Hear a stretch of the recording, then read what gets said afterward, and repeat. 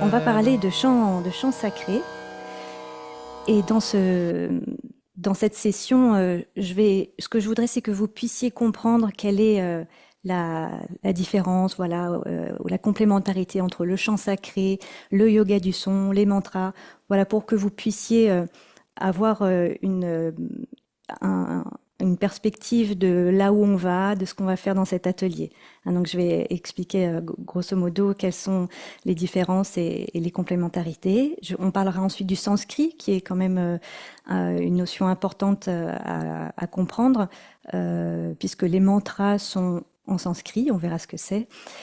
Ensuite, on va passer à la pratique, donc on va apprendre ensemble ce soir un mantra, et ensuite on le pratiquera ensemble de manière continue pour qu'on puisse vraiment s'imprégner de la vibration, et on terminera par un petit temps de silence.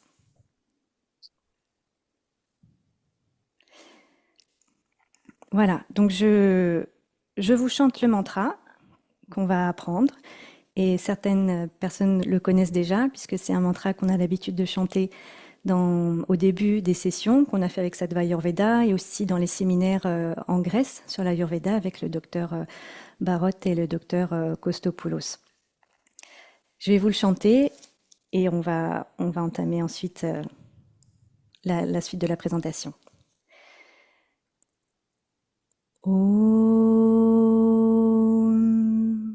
Sarve Bhavantu Sukhina Sarve Santu Niramaya Sarve Bhadrani Pashyantu Ma Kaschit Dukkha Bhang Bhavet. Om Shanti Shanti Shanti. Voilà. Je vous ai mis à l'écran l'écriture en Devanagari, qui est l'écriture avec laquelle on écrit le sanskrit généralement. Et vous n'avez pas besoin d'apprendre à lire. On va voir la version translittérée tout de suite après. Mais avant ça, je voudrais vous parler du chant sacré. Et de quoi on parle quand on parle de chant sacré? La particularité du chant sacré, c'est que c'est une pratique qui est universelle. Vous pouvez la retrouver sur tous les continents, dans toutes les traditions, les religions, que ce soit les chants chamaniques, les chants grégoriens, les chants tibétains, les chants du bouddhisme Theravada, les chants védiques, qui sont liés du coup à ce qu'on va voir ici, les mantras en sanskrit. Et voilà, dans la tradition juive, etc., il y a dans toutes les traditions des chants sacrés. Et pourquoi? Parce que le chant, donc quand on parle de chant, c'est qu'on utilise la voix. On va utiliser la voix comme voix du cœur. Hein. Donc c'est vraiment une pratique qui est pour se déconnecter, on va dire, du mental au niveau, dans le jargon de l'Ayurveda, quitter le rajas et le tamas pour s'établir dans la partie du mental qu'on appelle le sattva, donc c'est-à-dire la partie du mental qui est claire, qui est en harmonie avec ce qui l'entoure, hein, qui est en paix, qui est joyeux, qui est en fait dans sa prakruti, c'est-à-dire dans sa nature, dans sa forme naturelle, qu'on pourrait dire en bonne santé. Donc c'est ça le chant sacré, c'est vraiment de se déconnecter du mental égotique, on va dire, pour pouvoir vraiment s'établir dans le cœur et se relier du coup à ce qui est plus grand que soi. Et quand je parle de soi, on parle aussi là de l'ego, hein, de se connecter à ce qui est plus grand que l'ego. Et c'est-à-dire du coup à se sentir uni avec ce qu'on peut appeler l'univers, l'énergie, Dieu, le divin, comme vous voulez. En tout cas, c'est cette énergie qui régit les cinq éléments, le monde qui nous entoure. Et si vous vous rappelez, la conférence qu'on a eue le 9 août, on a parlé des 5 éléments. Et donc, vous vous rappelez que l'élément le plus subtil, c'est l'élément espace, qu'on appelle aussi l'éther, ou en sanskrit Akash. Et parce que cet élément est le plus subtil, il est le plus difficile à se connecter avec, puisque c'est pas un élément qu'on peut voir, qu'on peut toucher, hein, qu'on peut sentir, qu'on peut goûter. Hein, c'est un élément extrêmement subtil qui fait quelque part la jonction, hein, entre notre existence, voilà, dans la matière et le soi. Donc c'est pour ça que quand on parle de chant sacré, c'est se relier à plus grand que soi et on utilise le chant pour ça, parce que ça nous relie à cet élément qui est le plus subtil des éléments et qui fait quelque part le pont, voilà, entre notre vision du monde avec nos sens et puis l'énergie universelle. Ça va pour tout le monde?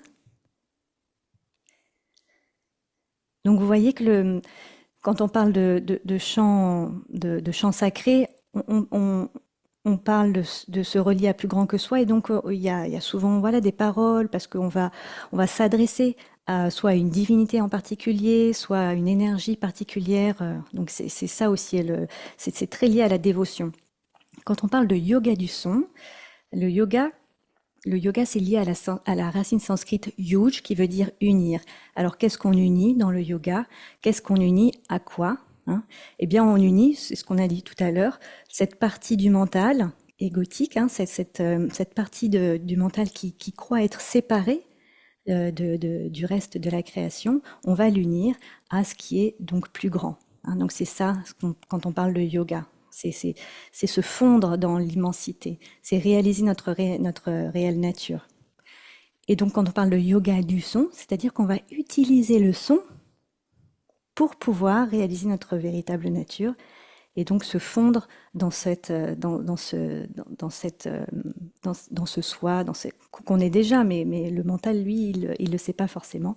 Donc c'est ça le yoga du son, c'est vraiment axé sur le son pour se fondre dans cette énergie plus grande que nous. Et donc c'est en ça que c'est lié sur la vibration. Hein, donc sur le chant sacré, on est vraiment sur l'expression par la voix d'une dévotion, d'un amour pour le divin, pour une forme en particulière, etc. Toujours pour se connecter à ce qui est plus grand que soi. Tandis que dans le yoga du son, c'est une pratique où on va utiliser pas forcément des paroles liées pour communiquer avec une entité particulière, mais on va utiliser le son comme pratique de transformation intérieure Hein? pour... Alors je coupe le son, voilà, pardon pour pouvoir calmer le mental et puis réaliser notre véritable nature. Donc chant sacré axé sur la dévotion, yoga du son axé sur la vibration, et vous allez voir qu'en fait les mantras, eh ben lui, les mantras, j'ai pas mis de S à mantra parce que c'est un mot sanskrit, donc en général on met pas de S sur les mots sanskrits. Les mantras, eux, ils travaillent sur les deux, voilà, c'est autant de la dévotion et travailler sur la vibration. Il y a des mantras qui sont pour Shiva, il y a des mantras qui sont pour la déesse, il y a des mantras qui sont pour Ganesh, voilà, et il y a des mantras qui sont liés à aucune divinité en particulier, mais qui véhiculent un enseignement ou une vibration tout simplement. On appelle les bij mantras, ce sont juste des syllabes qui amènent à se connecter, à vibrer, voilà, avec la syllabe en question, comme Om, Rim, Krim. Voilà, ça, ce sont des bij mantras. Donc les mantras, ça associe les deux. C'est ça qui est intéressant. Et on parle d'autant plus de vibration que les mantras sont en sanskrit. Et donc les sanskrits, on va le voir tout à l'heure, c'est une langue qui véhicule aussi une certaine forme de vibration qui est extrêmement puissante. Alors que ce soit chant sacré, yoga du son, mantra, j'espère que maintenant c'est un petit peu plus clair pour vous. Je voudrais vous montrer quels sont rapidement les impacts sur le cerveau, parce que je voudrais pas que tout ça paraisse complètement magique et perché. C'est extrêmement pratique. Quand vous faites des chants sacrés, du yoga du son, des mantras, vous activez la production d'endorphines. Et ça permet d'avoir... Les endorphines sont des neurotransmetteurs qui permettent la sensation de bien-être, hein, quand on court, par exemple, ou quand on fait une activité qui nous détend, on produit de l'endorphine. On produit aussi de l'ocytocine. L'ocytocine, c'est ce qui permet de... c'est une substance qui permet d'activer le lien social, on va dire. Voilà, quand quelqu'un que vous aimez vous prend dans ses bras, là, vous avez une production d'ocytocine qui fait qu'on s'attache aussi. Voilà, c'est ce sentiment d'appartenance, l'ocytocine. Et pareil, c'est un des neurotransmetteurs qui apporte ce sentiment de bien-être. Ça va stimuler le nerf vague, ça on le verra aussi dans la conférence que je vous proposerai plus tard. Le nerf vague, c'est ce qui permet d'activer la relaxation de tout le système corps mental. Et puis aussi, ça permet d'harmoniser, de faire un travail d'harmonisation au niveau du cerveau. Ça va stimuler la créativité, ça va stimuler la mémoire, ça va stimuler beaucoup de fonctions dans le cerveau et pour avoir voilà, une meilleure jouissance de ces fonctions. Et donc le sanskrit, ça va être le dernier point avant la pratique. Le sanskrit, donc c'est on l'appelle langue vibratoire. Vous savez, le sanskrit, c'est devenu écrit, ça s'est écrit très très tardivement. Pendant des milliers d'années, c'était simplement une tradition orale. Et on dit que c'est vibratoire parce que chaque lettre, chaque voyelle, chaque syllabe porte une vibration particulière. D'ailleurs, quand on apprend l'alphabet du sanskrit, on voit qu'il y a différentes manières de où poser la langue, etc. Et ça c'est très important parce que ça produit un son particulier qui amène une fréquence particulière. Et donc, le cerveau se cale sur cette fréquence. Donc, chaque syllabe est considérée comme porteuse d'énergie et elle est capable, du coup, d'influencer notre état intérieur puisque toute vibration influence la matière. Et quand on chante un mantra en sanskrit, c'est pas seulement des mots, c'est donc se dire, voilà, on invite une fréquence particulière, on invite à se caler sur cette fréquence particulière qui est donc bien souvent beaucoup plus élevée et que celle qu'on a déjà, et on active les centres d'énergie qu'on appelle les chakras, on rentre en résonance, ça c'est très important, avec une sagesse millénaire. C'est-à-dire que les mantras, ce sont des formules qui sont utilisées depuis des milliers et des milliers d'années par les sages, par les moines, et qui se véhiculent comme ça par la tradition orale. Donc c'est extrêmement chargé d'histoire et aussi de fréquences vibratoires. Voilà, donc ça c'est le mantra que je vous ai chanté au tout début. Vous avez la version en Devanagari. Le Devanagari, c'est le nom pour dire, c'est l'écriture qu'on utilise pour généralement écrire le sanskrit. Mais c'est pas toujours ça. On peut écrire le sanskrit en tamoul, on peut écrire le sanskrit en différentes langues, mais bien souvent on écrit le sanskrit en Devanagari. Donc c'est ça. Et en dessous, vous avez la translittération. On verra, vous avez vu, il y a des petits accents. Je vais vous expliquer ça, c'est pas très compliqué. Et puis vous avez la traduction qui est juste à côté et qui en fait, c'est un mantra qui n'a rien de religieux, mais qui invite simplement au bien-être, à la santé de tous les êtres, y compris donc soi-même. Donc la traduction, c'est ceci. Om. Alors un mantra, ça commence toujours généralement par Om. Le Om, c'est vraiment le son originel. Voilà, c'est ces deux Om. On dit que toute la création émane de ce son, Om. Et toute la création retourne à ce son Om. Donc c'est le début, la fin. Om, que tous les êtres soient heureux, que tous soient en bonne santé, que tous puissent voir ce qui est favorable, que personne ne connaisse jamais la souffrance. Donc c'est un mantra vous voyez, qui amène déjà à se mettre dans une prédisposition mentale qui est déjà au-delà de la dualité. Voilà, on n'est pas dans j'aime pas, je souhaite le bonheur à ceux qui le méritent et pas les autres. Non, et on est vraiment au-delà de la dualité. Ça nous amène donc à cet état d'esprit qu'on dit en sattva, c'est-à-dire que on se place voilà un peu au-dessus du personnage qu'on se crée, qui a ses histoires avec ses problèmes, ses affinités, ses résistances. Là, on parle de tous les êtres. Donc, pour que je puisse souhaiter le bonheur à tous les êtres qui m'entourent, je dois être au-delà, me mettre au-delà de j'aime ou j'aime pas. Hmm. Donc, d'être au-delà aussi des conditionnements et pour pouvoir développer ce sentiment de compassion envers tous les êtres. Et quand on est dans cette dynamique-là, eh bien, c'est bien pour les autres qui reçoivent cette vibration, c'est bien pour soi parce qu'on se met, ce qu'on disait tout à l'heure, à un certain niveau de fréquence à laquelle on va vibrer. Et donc, ça fait énormément de bien déjà pour soi. Après, est-ce que ça fonctionne ou pas? On dit que la prière, c'est un karma, c'est une action. Chaque action a un résultat.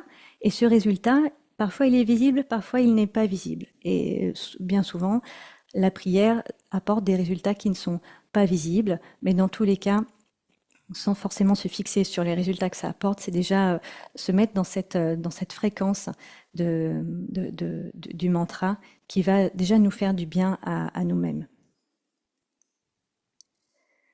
Voilà, donc sur la translittération, vous voyez, je vais la lire avec vous.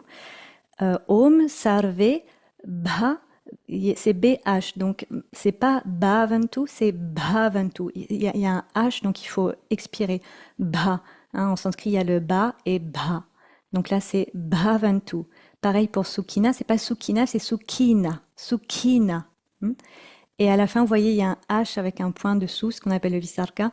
C'est un peu, on aspire, voilà, Sukhina, ou on expire plutôt, Sukhina. Voilà, mais ce sont des détails, c'est pas très grave si vous le faites pas, mais c'est pour vous expliquer l'écriture. Donc, Om Sarve Bhavantu Sukhina. On va le pratiquer ensuite. Sarve Santu. Et là, vous voyez, il y a sur Nira, A, il y a un accent, ça veut dire que c'est un A long. Donc on va dire Nira Maya. Vous voyez, le A du milieu, il n'a pas d'accent, il est plus court. Nira Maya. Sarve Santu Nira Maya. Troisième ligne, Sarve Bhadrani, A long. Pashyantu. Le S avec un accent comme ça se dit che. Sarve Bhadrani Pashyantu. Le N qui a un point dessous, c'est pour dire que c'est un N il faut mettre la langue un petit peu en arrière. Voilà, mais c'est vraiment très faible à la différence, mais voilà, c'est pour que vous puissiez le savoir. Et la dernière ligne, Ma, donc on est sur un A long, Ma, Cash, hein, c'est le même S que Pashyantu, donc on le dit Cash. Et alors là, la difficulté, c'est le C, on ne le dit pas se, on dit ch. Donc ça fait Ma, Cash, Chit. Ma, Cash, Chit. Dukkha, Bhag, Bhavet. Voilà, cette phrase-là est un peu difficile, mais on va la pratiquer ensemble. Ma, Cash, Chit, Dukkha, Bhag, Bhavet.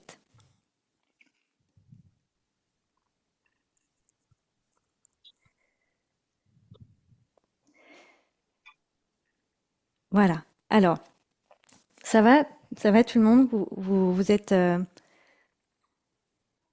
toujours avec moi? Oui. J'avais fait un petit sondage, je voudrais vous le faire passer. Euh, Est-ce que vous avez déjà pratiqué, vous, des mantras ou vous allez voir le... Alors, si vous voyez pas le sondage à l'écran, vous pouvez me répondre dans le chat. Et là, normalement, vous allez voir, il y a un sondage qui va s'apparaître sur le...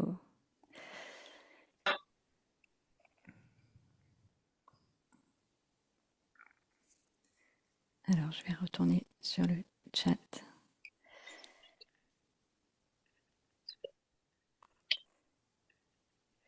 Rachel, pourrais-tu agrandir le texte si possible? Ah oui, ravie et heureuse de te voir moi ici. Euh, Alors là, le texte est un peu plus grand sur cette slide. J'espère que ça va. Oui, en yoga, oui, chaque mois, sauf juillet et août. Ah ben voilà, Sylvie. Aujourd'hui, on est en août, donc aujourd'hui, ça sera différent. Oui, j'ai déjà pratiqué des mantras, notamment Om Mani Padme Hum. Ok, Om Mani Padme Hum, plutôt bouddhisme tibétain.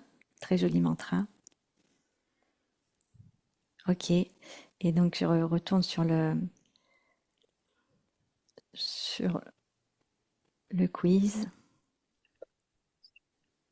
Voilà, je vais vous partager les résultats. Donc, de temps en temps, 46%. Régulièrement, 38%. Pas encore, 13%. Pas vraiment, 4%. Intéressant.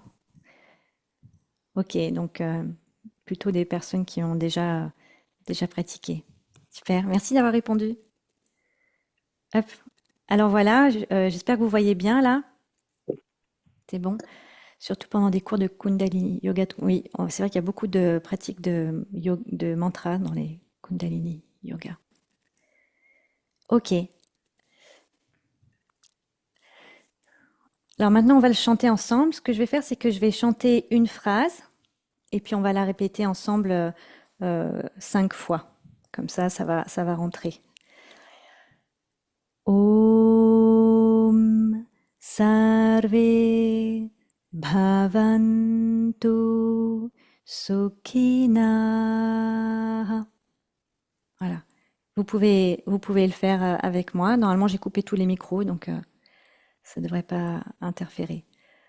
Om Sarve Bhavantu Sukhina. Ça va? Oui. Super. Sarve Bhavantu Sukhina. Encore. Sarve Bhavantu Sukhina. Encore une fois. Sarve Bhavantu Sukhina. Voilà. Vous l'avez? Super. Ok. Je garde le chat ouvert que je puisse voir si vous m'écrivez. Deuxième ligne, on y va. Sarve Santu Niramaya. Encore. Sarve Santu Niramaya. Vous avez vu, il y a une sorte de mélodie. Dans le chant védique, les mantras se chantent sur 3 notes. C'est pour ça que vous entendez souvent hein, donc c'est sur 3 notes. Il y a une écriture particulière. On peut mettre des traits, voilà, au-dessus ou en dessous de chaque syllabe pour savoir quand c'est en haut et en bas. Je l'ai pas mis ici pour pas trop alourdir. Vous fiez-vous juste au son que vous entendez et voilà. Alors je reprends la deuxième. Sarve Santu Niramaya. Sarve Santu Niramaya. Ok. Troisième. Sarve Bhadrani Pashyantu. Sarve Bhadrani Pashyantu. Sarve Bhadrani Pashyantu. Ça va pour celle-là? Et la dernière. Ma Kashchit Dukkha Bhag Bhavet. Ma Kashchit Dukkha Bhag Bhavet. Ma Kashchit Dukkha bhag bhavet. Encore une fois. Ma kashchit dukkha bhag bhavet. Voilà, elle n'est pas évidente celle-là. Ok. Je vais vous expliquer un petit peu la traduction mot à mot que vous avez juste à côté. Ça, je vous l'enverrai en PDF par mail, comme ça vous l'aurez.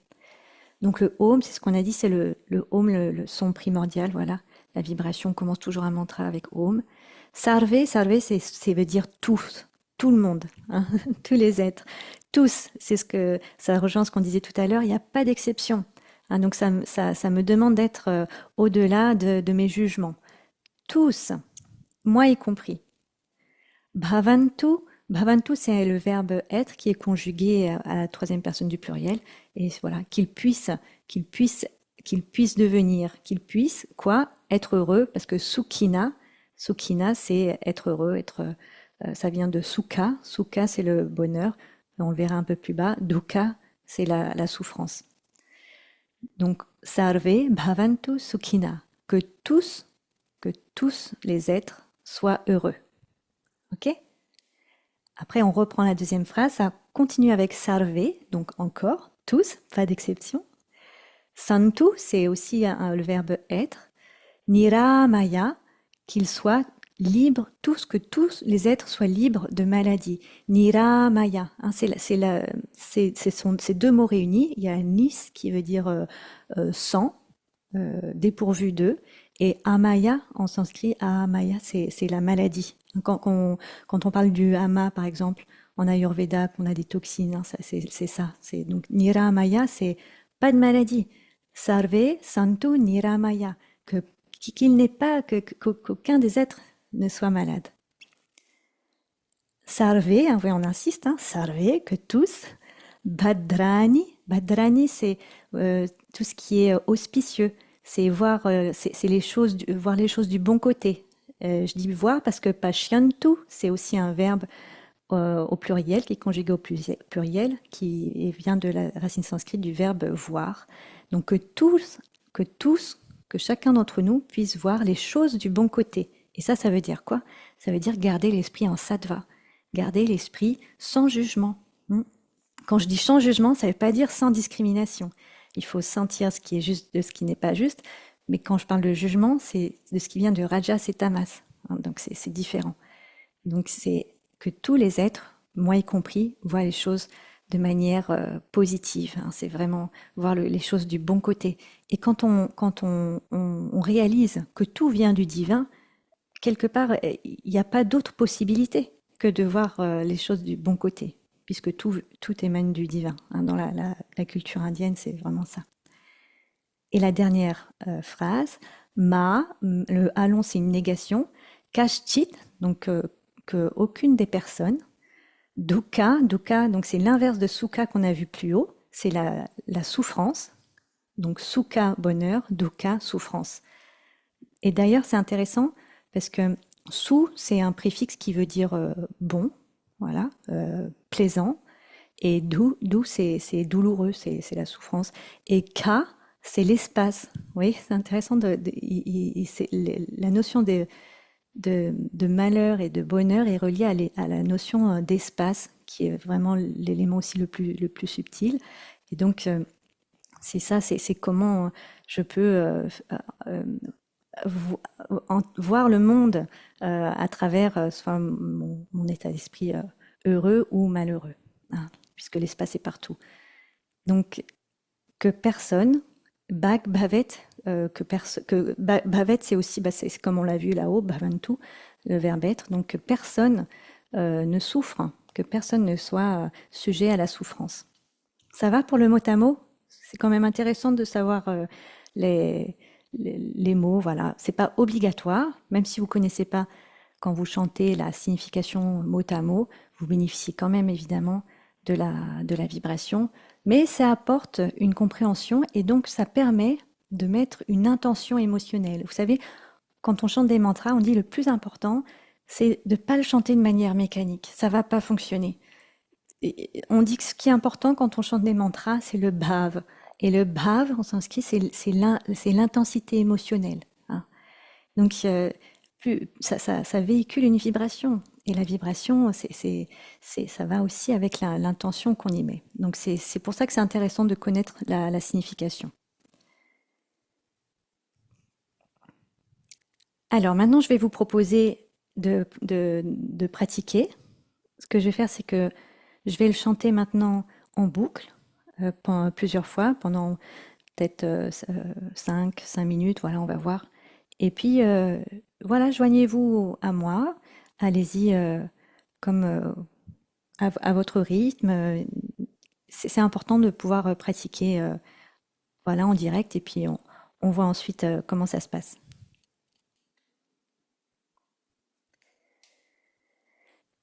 Ah, il y a une chose que je vous ai pas écrit, c'est Shanti, Shanti, Shanti. En général, on termine le mantra, comme je l'ai fait au début, par Shanti, Shanti, Shanti. Beaucoup d'entre vous savent ce que ça veut dire. Shanti, ça veut dire la paix. Et on le dit 3 fois. Pourquoi on le dit 3 fois? Parce que le premier Shanti, c'est puisse la paix venir en moi, puisse la paix être autour de moi, et puisse la paix, la troisième chose, c'est au niveau des forces subtiles et invisibles, hein. Donc, c'est enlever les obstacles qui peuvent venir de moi-même, enlever les obstacles qui peuvent venir de l'extérieur, de ce qui est perceptible, et enlever les obstacles qui sont de l'ordre de l'imperceptible. Donc, c'est pour ça qu'on dit Shanti, Shanti, Shanti. Puisse la paix être en moi, puisse la paix être de l'extérieur et puisse aussi la paix des forces invisibles m'accompagner. Donc c'est pour ça qu'on le dit 3 fois. Donc ce que je vous propose, je ne l'ai pas écrit là, je le rajouterai peut-être sur le slide avant de vous l'envoyer. À la fin du mantra, on dit Om Shanti Shanti Shanti et on reprend.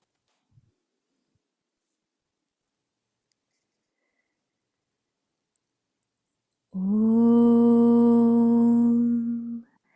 Sarve Bhavantu Sukhina Sarve Santu Niramaya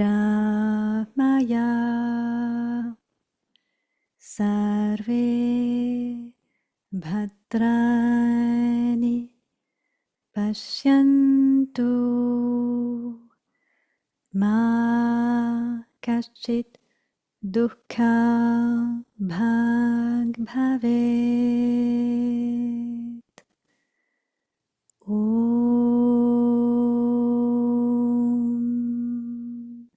Shanti Shanti Shanti.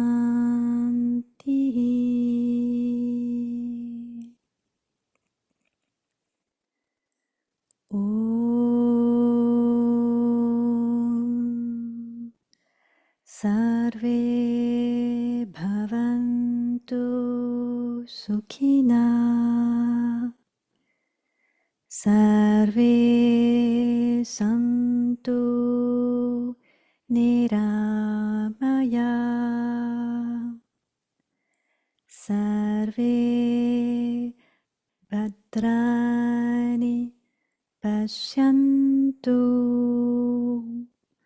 Ma Kashchit Dukkha Bhag Bhavet.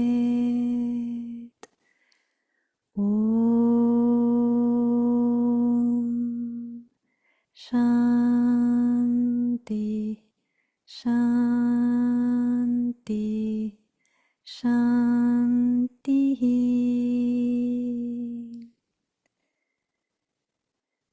Om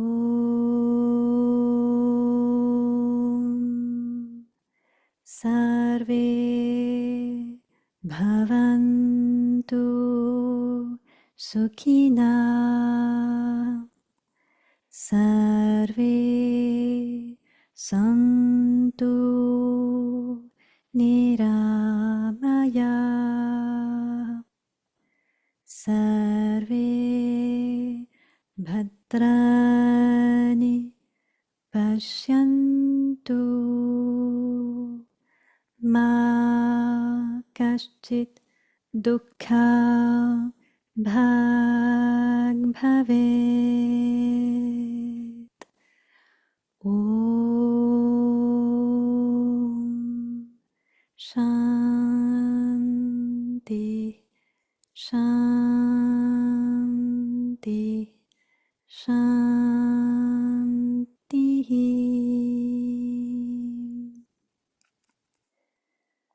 Om Sarve Bhavantu Sukhina Sarve Santu Niramaya Sarve Bhadrani Pashyantu Ma Kaschit Dukkha Bhag Bhavet. Om Shanti Shanti Shanti.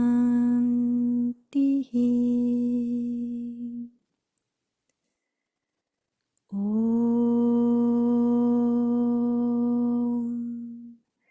Sarve Bhavantu Sukhina Sarve Santu Niramaya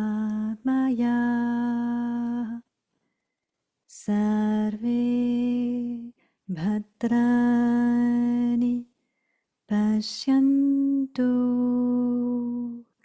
Ma Kaschit Dukkha Bhag Bhavet.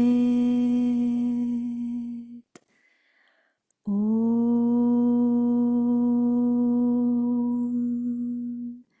Shanti Shanti Shanti.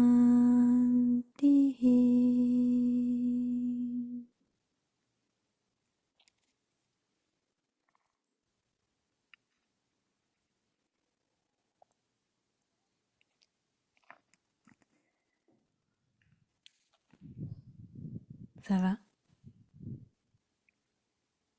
Ok. Super, bravo. C'est chouette de vous voir pratiquer en même temps. Et ce que je vais vous proposer, avant de... On l'a fait 5 fois là ensemble. On va faire une petite pause et je vais vous proposer une petite expérience de yoga du son, justement. Voilà. Pour que vous puissiez, euh, comment, rencontrer votre son. C'est pas votre son, mais c'est le son qui émane de votre organisme. Et il est précieux parce qu'il est unique. Et il n'y a pas besoin de technique, il n'y a pas besoin de bien chanter. Le son, quand il vient du cœur, il est forcément beau par nature. Donc c'est comment, plutôt que d'ajouter de la technique, comment on peut vraiment le dépouiller. Hein, c'est ça la voix du cœur, pour que votre son il soit nu quelque part. Et ce qui permet à votre son d'être nu, c'est déjà c'est d'enlever tout jugement que vous avez par rapport à lui. Ok? Et de vraiment vous concentrer sur la vibration, l'aspect vibratoire du son, et pas l'aspect esthétique. Donc ce que je vais vous proposer, c'est ce qu'on appelle le humming. Peut-être vous avez déjà entendu parler du humming. Non? Alors vous pourrez faire des recherches un peu sur Internet. J'en parlerai notamment pendant la conférence. Je vais vous le marquer dans le chat. Humming, humming comme hum. Vous allez voir. C'est une pratique qui existe depuis des milliers et milliers d'années. Notamment quand on chante le son Om, ouais, on fait du humming. Et aujourd'hui, on en parle beaucoup parce que la science moderne a fait pas mal de recherches, et c'est encore en cours, sur l'impact du humming sur la santé. Et donc vous allez voir plein de choses liées notamment à l'oxyde nitrique que ça vient stimuler quand on fait du humming. Et l'oxyde nitrique, c'est un vasodilatateur qui, quand on fait le humming, est stimulé mais fois 15. Et ça permet tout simplement d'augmenter l'apport d'oxygène dans le corps. Et quand il y a plus d'oxygène dans le corps, le corps fonctionne mieux, toutes les fonctions du corps fonctionnent mieux. Donc c'est bénéfique sur cet aspect-là voilà, au niveau scientifique. Mais et vous allez pouvoir l'expérimenter. C'est pour ça que je vous invite à le faire maintenant. Donc c'est tout simple. Il s'agit juste de faire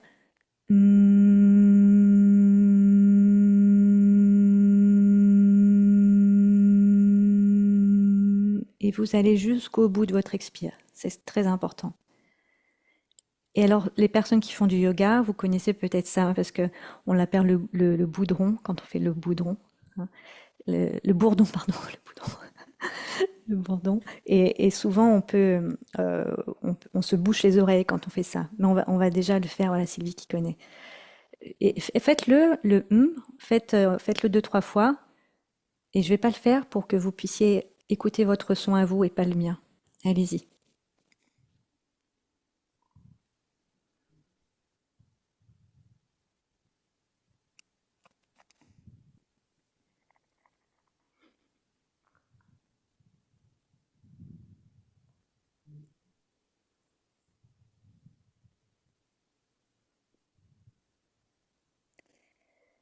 Et accueillez le son tel qu'il vient. Ressentez où est la vibration, sans vouloir la mettre à un endroit particulier. Refaites-le et essayez de sentir est-ce que ça vibre plus dans la poitrine? Est-ce que ça vibre plus dans la gorge? Vous pouvez mettre la main si ça peut vous aider. Est-ce que ça vibre plus dans l'arrière du dos? Est-ce que ça vibre dans le bas du ventre? Est-ce que ça vibre dans la tête, au niveau du nez? Hein, allez-y. Dites-moi dans le chat où est-ce que c'est pour vous.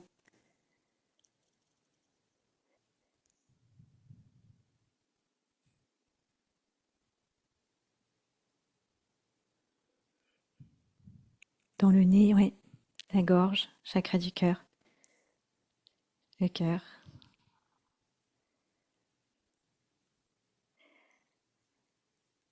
La gorge, poitrine. Voilà, il y a pas de bonne réponse, hein. De toute façon, le son, il est partout. C'est simplement que notre sensibilité est peut-être moins affinée. Thymus, gorge. De la gorge et ça descend au cœur. Ok. Et alors, maintenant, vous allez apprendre qu'en fait, on peut diriger la vibration.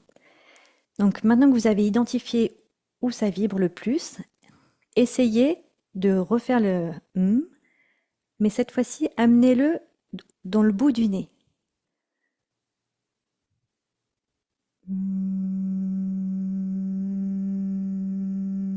Comme si vous sentiez les fourmillements au bout du nez. Vous emmenez le son dans le bout du nez.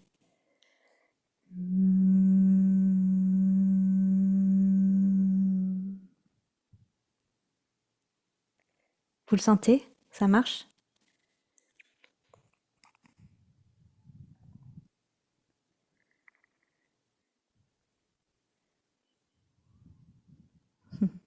À la fin de l'expire, j'ai l'impression que ça fait des vagues, Julien. Super. Ça marche. Parfait. Maintenant, essayez de le faire vibrer plus dans la gorge.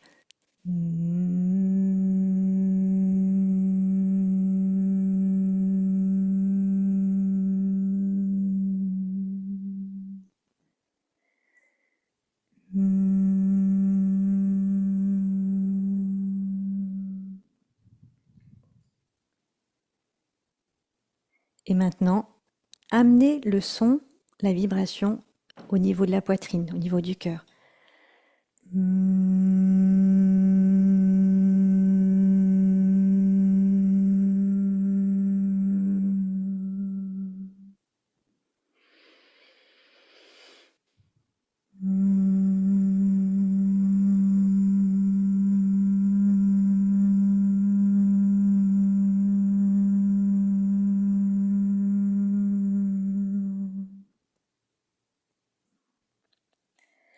Rien du tout dans le cœur. C'est pas grave.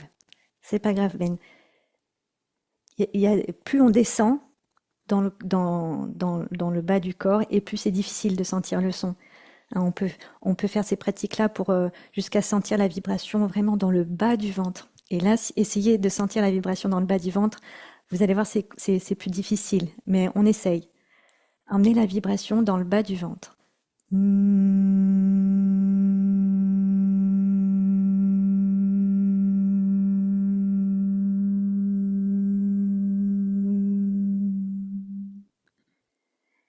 Il y en a pour qui c'est palpable, vous pouvez le sentir. Isabelle, super, waouh.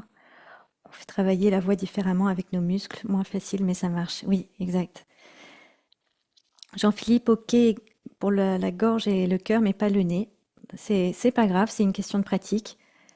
Faut y mettre avec l'intention, le son il va aller là où tu décides. Oui, et le son est beaucoup plus beau. Ah, et oui, c'est ça. Quand on amène le son beaucoup plus en profondeur, il y a une sorte de voilà d'ancrage. Hein. C'est très, ça apporte une vibration particulière.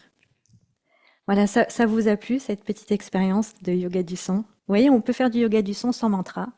C'est vraiment ça, le yoga du son, c'est jouer sur la vibration et sentir, waouh, comment on peut vibrer, quoi, juste avec un simple et comment on amène l'esprit à se connecter à cet élément extrêmement subtil qui est l'espace. Super. Alors maintenant que vous avez fait connaissance avec votre son et que vous l'avez accueilli avec bienveillance et sans jugement, eh ben on va repartir pour 5 fois encore chanter ce mantra. Et voilà, soyez vraiment euh,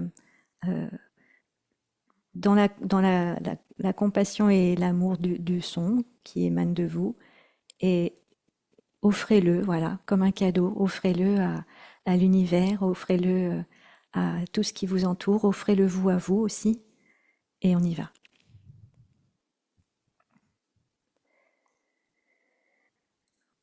Om Sarve Bhavantu Sukhina Sarve Santu Niramaya Sarve Bhadrani Pashyantu Ma Kaschit Dukkha Bhag Bhavet. Om Shanti Shanti Shanti.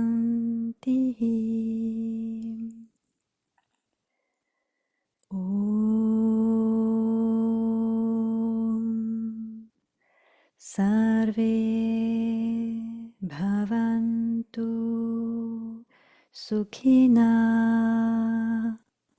Sarve Santu Niramaya Sarve Bhadrani Pashyantu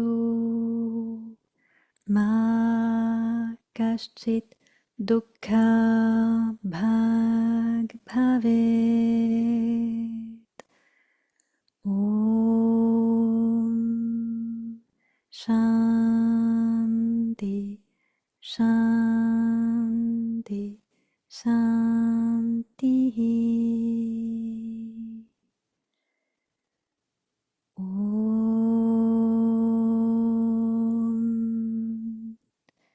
Sarve Bhavantu Sukhina Sarve Santu Niramaya Sarve Bhadrani Pashyantu Ma kaschit dukkha bhag bhavet. Om Shanti Shanti Shanti. Om Sarve Bhavantu Sukhina Sarve Santu Niramaya Sarve Bhadrani Pashyantu Ma Kaschit Dukkha Bhag Bhavet. Om Shanti Shanti Shanti.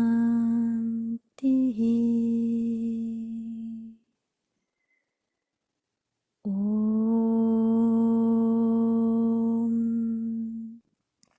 Sarve Bhavantu Sukhina Sarve Santu Niramaya Sarve Bhadrani Pashyantu Ma Kaschit Dukkha Bhag Bhavet. Om Shanti Shanti Shanti.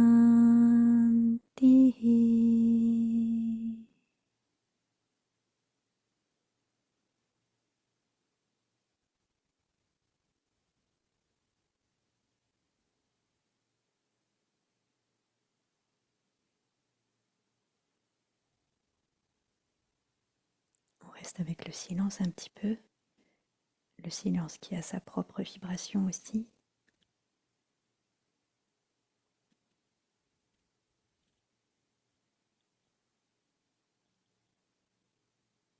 Le son qui continue dans le silence.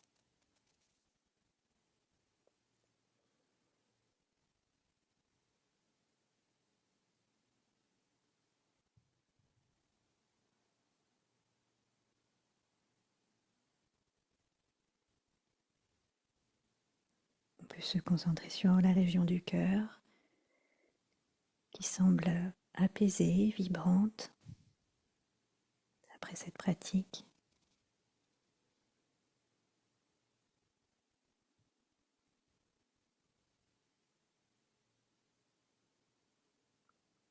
Et simplement, on peut se remercier d'avoir joué le jeu pour cette pratique, pour l'avoir offert, là où va nous emmener la vibration.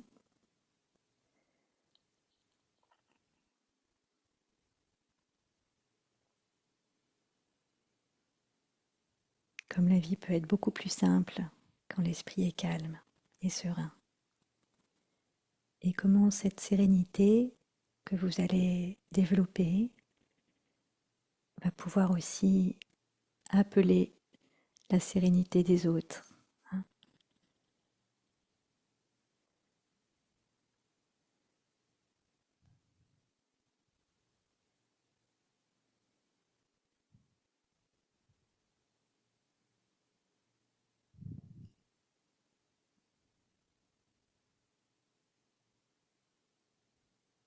Vous pouvez réouvrir les yeux tranquillement, revenir.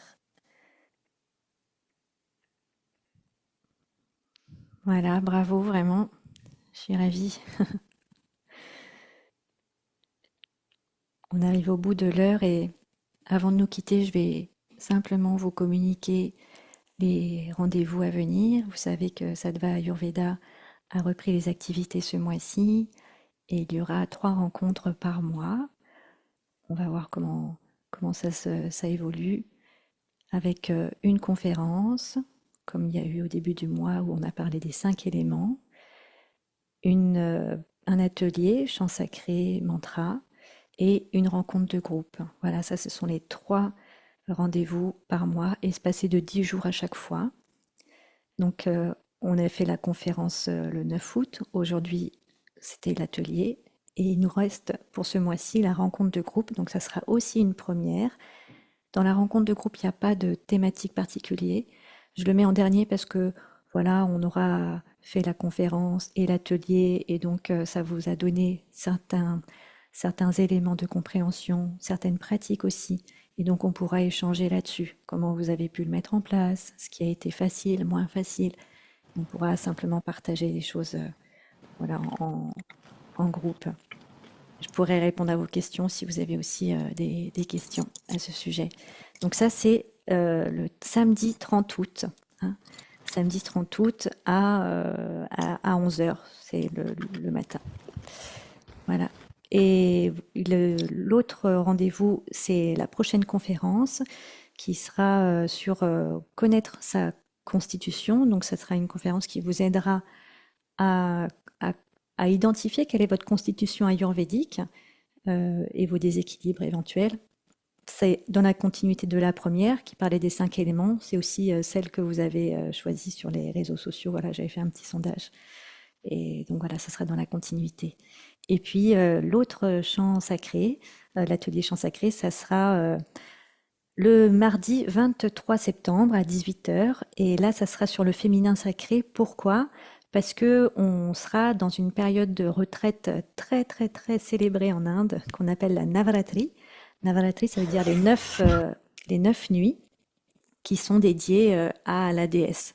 Donc voilà, c'est vraiment 9 nuits, 10 jours où on, on, on se relie aux différentes qualités du féminin sacré. Donc on apprendra un mantra en lien avec ce féminin sacré. Ce sera donc le mardi 23 septembre à 18 heures. Voilà, je vous ai fait un petit sondage pour savoir comment ça s'est passé pour vous cette pratique. Alors, je vais vous le partager. Et si vous ne le voyez pas, vous pouvez me dire aussi tout simplement comment c'était pour vous dans le chat. Hop, voilà, normalement, vous allez...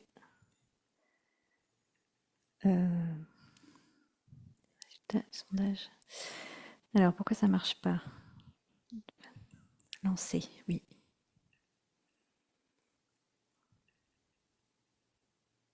Modifier. Enregistrer. Eh bien, il ne veut pas se lancer. Je ne sais pas pourquoi.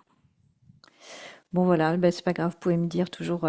J'avais écrit comment avez-vous trouvé cette pratique? Difficile, agréable, intéressante, pas compris. J'aurais eu besoin plus de temps de pratique ou trop d'informations d'un coup. Voilà, qu'est-ce qui était pour vous cette expérience d'aujourd'hui?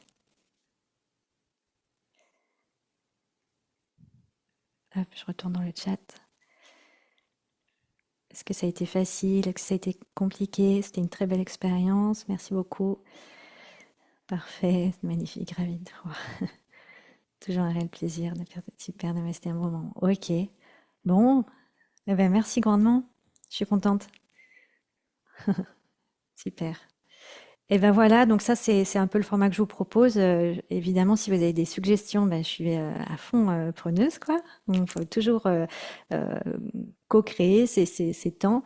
Et voilà, il y aura toujours un mantra comme ça qu'on apprendra, une petite exploration du son aussi, comme on a fait, et tout ça pour pouvoir bénéficier au maximum de l'impact de la voix, du son, et quand elle vient du cœur, comment ça peut apaiser. J'ai vu dans les commentaires, je crois que c'est Evelyne qui disait que ça m'a fait monter une émotion. C'est tout à fait normal, oui, Evelyne. Voilà, c'est absolument normal. Moi, j'étudie le yoga du son avec le Drupad depuis 2010, donc ça fait 15 ans. Et oh là là, comme j'ai pleuré les premières années, j'étais incapable de chanter 2 minutes, quoi. Je m'effondrais en larmes. Donc c'est absolument normal et c'est relié au fait que comme on se relie à une vibration qui est très haute, hein, et ben ça vient dénouer quelque part les nœuds du cœur, hein, ça vient débloquer les choses qui empêchent le prana, l'énergie de circuler. Donc c'est tout à fait bienvenu, voilà. Et s'il n'y a pas de pleurs, c'est aussi très bien, hein, t'es pas obligé non plus. Donc c'est en fonction de ce qui doit se passer. Et, et voilà, je vous remercie pour tout, pour tous vos petits messages. Euh, et je vous souhaite une très très belle soirée. Profitez bien de cette fin du mois d'août et j'espère vous retrouver le 30 août. Je vais envoyer les invitations pour que vous puissiez vous inscrire. Voilà, ça sera un temps de rencontre qui ne sera pas enregistré ni diffusé je l'enregistrerai même pas, voilà, pour vraiment que vous puissiez vous sentir le plus à l'aise possible. Voilà, prenez bien soin de vous, prenez soin de vos proches et je vous souhaite une bonne fin de journée, une bonne soirée. À bientôt. Hariom.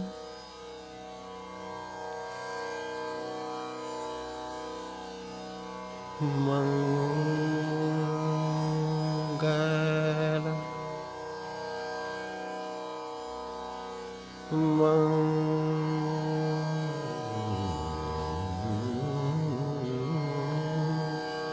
Mangala